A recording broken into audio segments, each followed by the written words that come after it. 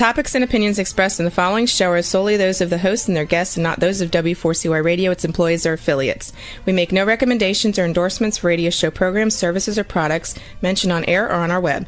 No liability, explicit or implied, shall be extended to W4CY Radio or its employees or affiliates. Any questions or comments should be directed to those show hosts. Thank you for choosing W4CY Radio.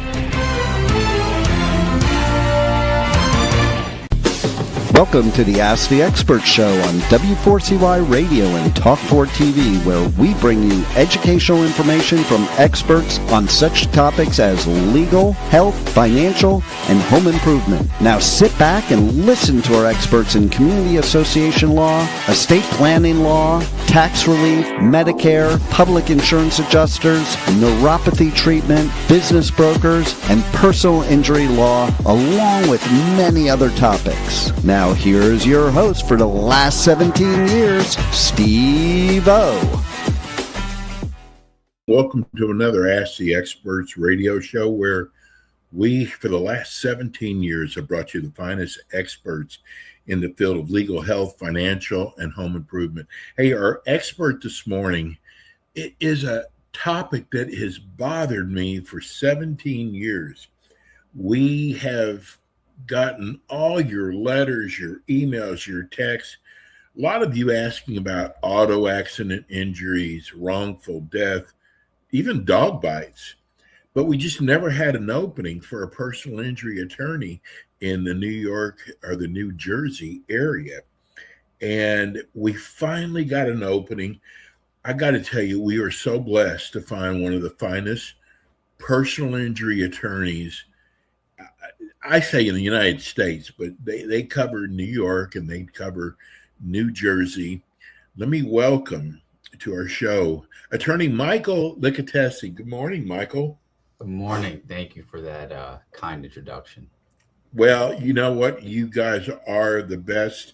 And I got to tell you, people, I've been doing this so long, Michael. I started off with the days where, you know, whoever had a full page ad in the yellow pages, that's who people would select as their attorney. They didn't care good or bad. And then it actually, especially here in Florida, went to 2 full page ads. I mean, it was whoever, and finally it started calming down, and yellow pages is dead now. And it went to websites, and people were choosing who had the best website. The great part about this show, if you're having injury, especially auto accident injury, you have no idea who to call, who to hire. This is why this show is so important. And especially in auto accidents, you know, you never know. And I want you to, we're running the phone number right now below on our YouTube, but for all you TikTokers, look at all the TikTok people who are listening right now. Yeah, right? why don't we spitfire some questions, because usually there's so many we can't get through them. So exactly. Hit me with the questions and I'll try to get them quick to everyone. Okay, you want to just a quick about your firm? Yeah, so our firm specializes in all facets of personal injury. We also do medical malpractice. We do nursing home abuse. Anything that surrounds the personal injury field, we handle. So tell people, what is it, especially with auto accidents, what is the first thing someone should do if they're in an accident? The first thing you do in an accident is document. So get the other driver's information, get their insurance card, their driver's license, take a picture of their license plate. You want to document it with the police. That documentation, that evidence that you preserve, day one is really important, because if you come to an attorney a few weeks later, we're never going to be able to get that information. And if you don't call the police and they don't make it, we won't have that. Now, if you don't have a police report, that's okay. We could still proceed with a case. The next few calls are either to make sure that you get an ambulance to the hospital, you get medical treatment, and to your attorney. What you say to the insurance companies right away can stick with you for the entire case. They record those phone calls. So I would speak to an attorney first. Okay, this is our first question from TikTok. What is the first thing I should do in a wrongful death. I believe that the nursing home was responsible for my mother's death. Yeah, we unfortunately we get those types of cases every day, and you know, we try to take on as many as we can, but we're selective to make sure that we are really spending the time on the cases that need our help. So the first thing to do is try to compile those medical records. My team has on-staff experts that will evaluate whether or not the nursing home was at fault or negligent and caused the death of this caller's mother. So, first of all, an intake, call our office at 516 227 2662. 516 227 2662. One of our team members will take down the information. Sometimes they can assess right away. If not, we really need those medical records from the nursing home to evaluate. This is from Brian on YouTube. He wants to know, I live in New Jersey. I work in New York. If I'm in an accident in New York, do I contact a New York firm or a New Jersey firm? But you're both, Michael. Yeah. So, I mean, we'd be able to handle it regardless. But if you're involved in an accident in either state, typically the case will proceed in that given state. So, if you're involved in the accident in New York, you would file the lawsuit in New York, but you could still get medical treatment in New Jersey. Here's they have a follow-up. They want to know, how long do I have to file a personal injury claim? So in your particular case in New York, you have 3 years. Okay. Michael, what is when someone is looking for a law firm, how much time do they have after the accident? So in other words, do they call you right away? Do they talk to a chiropractor? So the best recommendation is to call right away for many reasons. For example, I have a case where an individual, it's an interesting case. An individual, 26 years old, was riding a bike.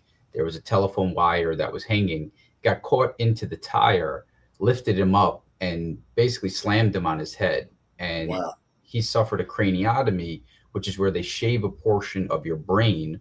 And when they do that, you lose one of your 6 senses likely. The reason why I'm bringing this case up is because I hired retired police officers to canvass that area for about 3 weeks to identify if there's camera footage, if there's witnesses. And every day there was something new that we were discovering. Our theory of the case kept changing as we kept speaking to individuals about the case. So if you wait to contact an attorney, you may forever lose that evidence. So sometimes the most important part of the case is day one, is what we can do. And if you're involved in an accident with the tractor trailer, or in this particular circumstance with the telephone wire, that day we can send someone out. There may be violations that a layperson, an individual, may not be aware of, but our experts and our investigators that will send out that day, or at times the following day if someone's not available that day, to assess the information, take videos, take photos. Even on an escalator case or an elevator case, if you don't send someone out for 3 or 4 days, or if you don't call an attorney for a few weeks, we'll never know what the condition of that elevator or that escalator was at the time of your incident. We need to prove that. Just the client's word that the elevator malfunctioned is insufficient to prove a case. You need an engineer, you need an expert to evaluate, inspect the elevator, the escalator in those circumstances. Okay. Next question is, do I have a claim if it's partially my fault in an auto accident? So interestingly, the law just changed here in New York State. This is important. Governor Hochul just passed within her budget that we now have a modified comparative fault law here in New York. In the past, since inception, for decades, centuries, the law here in New York was comparative fault. Even if you were 99% at fault here in New York State, you could still proceed. Now, if you're 51% at fault or more, you cannot proceed with the case. That is the same for New York and New Jersey. So if you were partially at fault, you can still proceed, but you cannot be more at 51% or more at fault. If you're 10%, 20%, 30%, that's okay. You can still proceed. This is from Micah in Brooklyn, who wants to know, if you're in an automobile accident and the other party does not have insurance, can you still claim anything? It's a very good question. And it's actually very common, which is unfortunate because you're mandated to drive with insurance. Throughout the boroughs, we see it more and more that there's unlicensed drivers, which is illegal. So if you're in an accident with an unlicensed driver, your vehicle will have uninsured motorist coverage. This is also really important. One of my biggest recommendations is to make sure that you have at least $100,000 of uninsured motorist coverage to protect you and your family. Now, I've had circumstances where children have lost legs or family members have died, where the most horrific circumstances where there's only $25,000 policies. I got a call this week where there was a motorcycle accident where a young gentleman just passed away. I'm praying that there's not a $25,000 policy or the other car was uninsured. So to answer your question, your vehicle will have a policy provision called uninsured motorist coverage. What does it mean? It's self-explanatory. If the other car is uninsured, your policy will pick it up. And in that circumstance, a lot of drivers only have $25,000 that protects themselves. So, if you have $100,000 bodily injury policy, that means you're protecting everyone else with $100,000. But if you only have $25,000 uninsured motorist coverage, you're only protecting you and your family for $25,000. You have to increase that policy, and I'm happy to explain that to anyone in a little bit more detail. God forbid something happens, you need to make sure that you have that coverage. So yes, you still have a case. Here's a TikTok. Great show. I'm glad there's finally an actual show on personal injury. Do you know right away if a person has a case? I could probably tell in about 10 seconds. Okay. And then his follow-up is, how many of your cases actually go to trial for auto accidents? So about 98, 99% of cases settle and resolve. The reason behind that is because it's very expensive to try a case. Experts are expensive. It's time consuming. It's expensive for the defense to try a case. By the time you put on all those experts, I just tried a case. It was 6 weeks long. It cost us over $100,000 to try it collectively from both attorneys. Probably cost over $200,000 to try that case.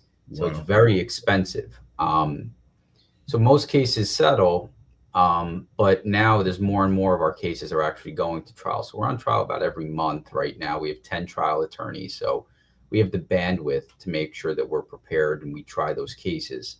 One of the most important decisions that an individual can make when selecting a firm is to make sure that you're hiring trial counsel. The reason why that's important is because you need the defendant and the insurance company to fear the attorney that you're hiring. That is where the leverage comes from. That's where negotiating from a position of strength comes from. If that law firm doesn't impose that threat on the other side, then they don't really have the leverage that you need. This is from TikTok again. What if you're injured at work? Do I need a workers' comp attorney or do I need a personal injury attorney? It's another phenomenal question. I'm loving these questions today. So for the law in New York State says that if you're involved in an accident at work, you cannot sue your employer, but there are caveats. So for example, if you're driving for Uber, you're in the course of your employment, Uber would have workers' comp insurance that would cover your medical payments and your financial payments. Okay.